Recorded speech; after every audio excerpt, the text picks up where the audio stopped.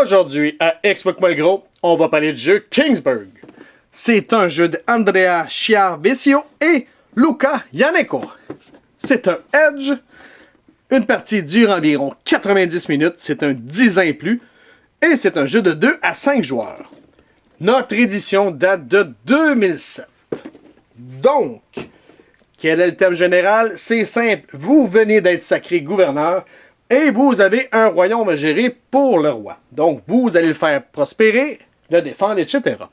Dans le but de devenir un conseiller du roi. Donc, comment gagner la partie? Le joueur avec le plus de points en fin de partie gagne la partie. Qu'est-ce que le jeu contient? Premièrement, on a le board, on a des ressources, donc on a du bois, de l'or ainsi que de la pierre. On a des petits jetons 2, comme ceci. On a une trolley de petits dés blancs. On a ici des cartes de 1 à 5 qui vont représenter nos ennemis. Et finalement, on a le jeton saison, le jeton année et l'envoyé du roi. Chaque joueur va recevoir un petit plateau qui représente sa province. Il va recevoir 3 dés de sa couleur, 3 petits jetons de sa couleur, ainsi que plein de petits jetons comme ceci, de sa couleur également. Donc, comment c'était le jeu? Vous allez mettre le board en plein centre. Vous allez mettre les ressources sur les espaces reliés à ça, ainsi que les petits jetons avec un 2 sur le dé. Vous pouvez les mettre à côté du jeu si vous voulez, s'il n'y a pas assez de place. Faites ce que vous voulez à ce niveau-là. Maintenant, vous allez brasser les cartes 1, 2, 3, 4, 5. Vous les brassez séparément. Et vous allez en prendre une de chaque que vous allez placer du plus petit au plus gros. Vous allez mettre ça ici. Tous les autres cartes, oubliez ça, on s'en sert pas pour le restant de la partie.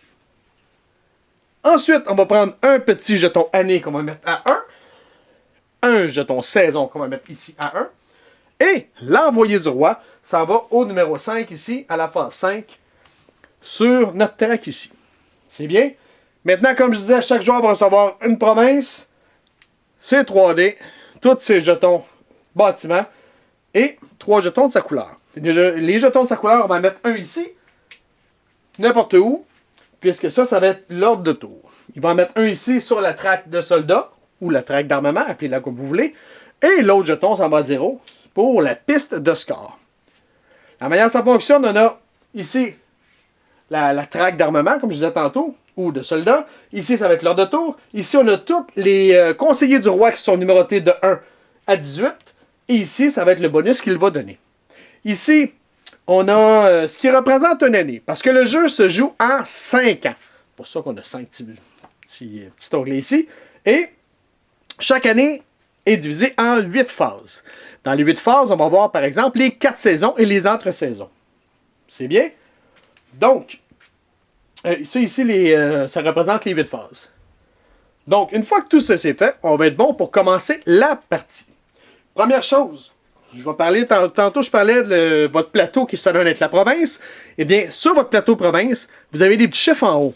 Ce que ça veut dire, c'est que si vous bâtissez, vous devez absolument bâtir sur la zone numéro 1 en premier. Une fois que c'est fait, c'est à ce moment-là que vous allez pouvoir construire sur la zone numéro 2.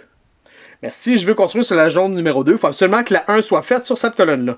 Donc, même si j'ai construit ici, je ne peux pas construire là. Il faut que je commence par ici et ensuite tomber là, etc.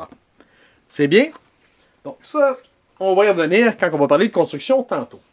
Donc, première chose à faire, tout le monde est prêt, tout le monde a reçu ce qu'il devait recevoir. Donc, vous allez commencer par la phase numéro 1, qui est simple. Vous allez regarder qui est-ce qui a le moins de bâtiments. Donc, le joueur avec le moins de bâtiments va recevoir un bonus. Le joueur avec le moins de bâtiments va recevoir un des blancs supplémentaires pour la saison en cours. Donc, seulement que pour le printemps. Si tout le monde est à égalité, donc si personne n'a de bâtiment comme au début de la partie, eh bien, ça va être le joueur avec le moins de ressources qui va avoir le dé blanc. Si encore là, il y a égalité, comme en début de partie, eh bien, tous les joueurs qui sont d'égalité vont recevoir une ressource de leur choix. Donc, en début de partie, personne n'a bâtiment, personne n'a ressources, donc tout le monde va choisir une ressource de son choix. Une fois que c'est fait, on va tomber à la phase 2, qui s'adonne à être le printemps. Lorsqu'on va tomber au printemps, eh bien, on va avoir 4 sous-phases, si vous voulez, qu'on va pouvoir faire. Premièrement, chaque joueur va lancer ses dés. Si jamais vous avez les dés blancs, vous le lancez aussi. Donc, vous lancez vos dés. Comme là, j'ai un... Oh, mettons que je suis comme ça. Un 6, un 5 puis un 1, donc j'ai 11. Chaque joueur lance ses dés. Le joueur qui a le plus bas score va tomber premier joueur. C'est bien. Le joueur qui a le deuxième plus bas, etc. Donc, avec mon 11, admettons, je suis ici, comme ça.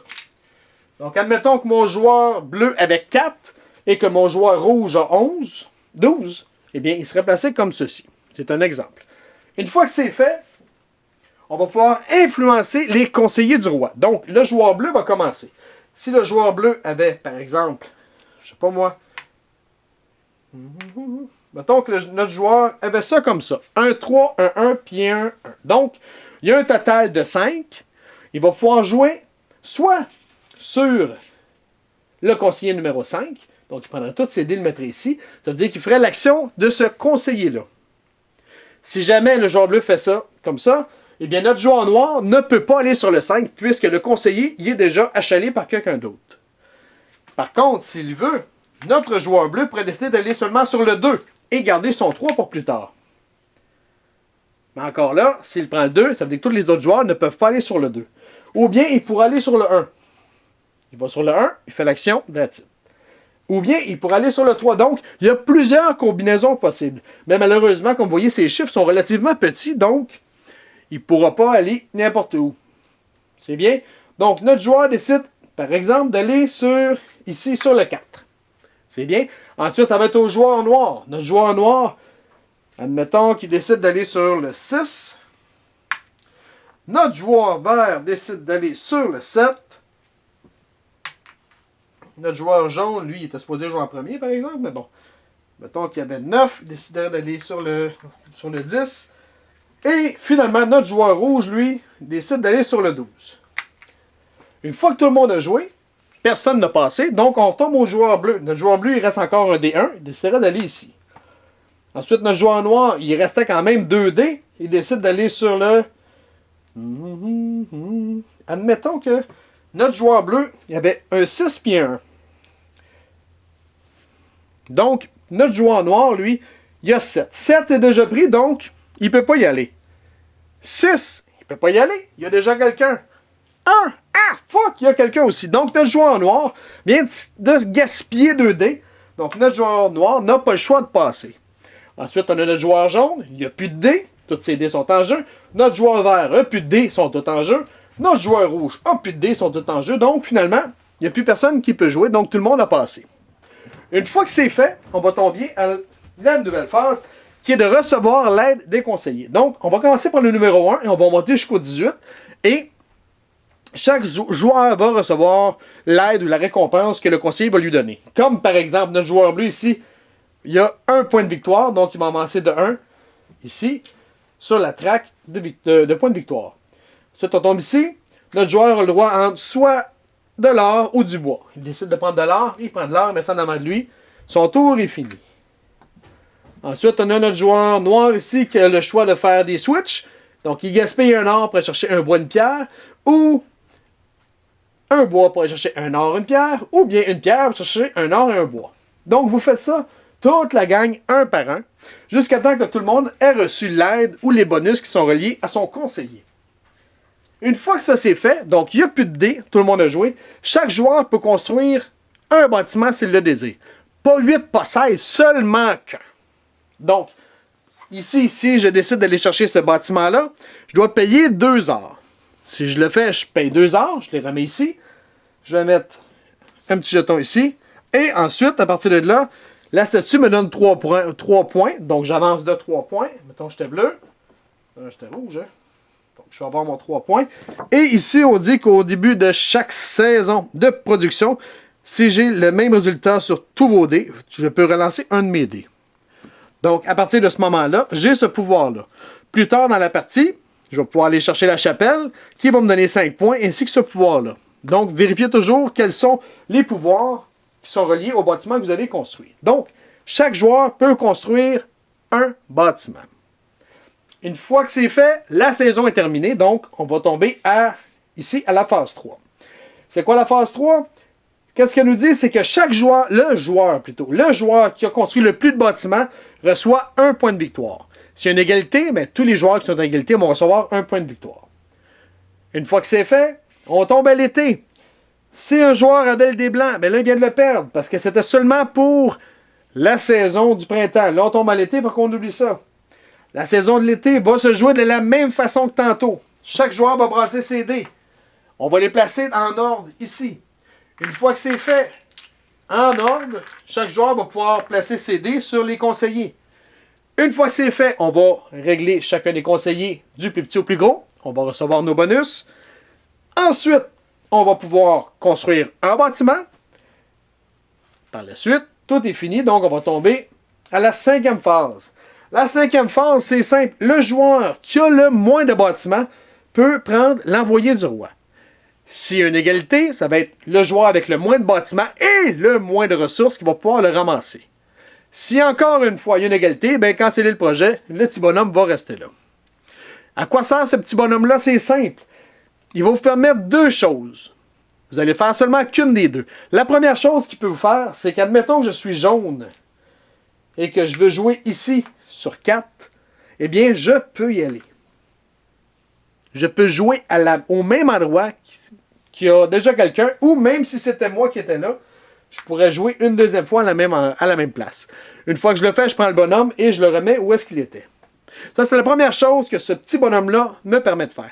La deuxième chose qu'il me permet de faire, c'est si je veux, lors de la construction de bâtiments, eh bien, je peux construire 2 bâtiments au lieu d'un. Vous faites un des deux. Vous ne pouvez pas faire les deux. Là. Dès que vous faites un des deux, vous mettez le bonhomme là. C'est bien. Vous avez jusqu'à la prochaine été pour l'utiliser. Vous n'êtes pas obligé de l'utiliser ce tour-ci. Par contre, lorsqu'on va revenir ici, si vous ne l'avez pas dépensé, bien, vous le remettez là. Tout simplement. Et ça sera un autre joueur, ou peut-être même vous, qui va pouvoir l'utiliser. C'est bien. Donc, une fois que ça c'est fait, une fois que vous avez distribué l'envoyé du roi, on tombe à la saison de l'automne. On va faire la même chose que tantôt. On brasse les dés, on check l'ordre, tout le monde joue à tour de rôle. Ensuite, on résout, on fait une construction ou deux si on a l'envoyé du roi. Et ensuite, on tombe à la section ou à la phase 7. La phase 7, c'est simple. Vous pouvez dépenser 2 ressources de votre choix pour pouvoir avancer sur la traque d'armement. C'est bien? Donc, tout le monde peut le faire. Une fois que c'est fait, on va pouvoir tomber sur notre hiver. Notre hiver, où est-ce qu'on se fait attaquer. Donc, pour savoir quelle est la force de nos ennemis, on peut le voir toujours dans le bas, ça va être entre 2 et 4. Si on regarde à la fin, quand on va être rendu à l'année 5, ça va être entre 7 et 9. Donc, qu'est-ce qui arrive? On va regarder quelle est notre force armée, si vous voulez. Donc, ici, on a les armées qu'on a réussi à recueillir pendant la saison.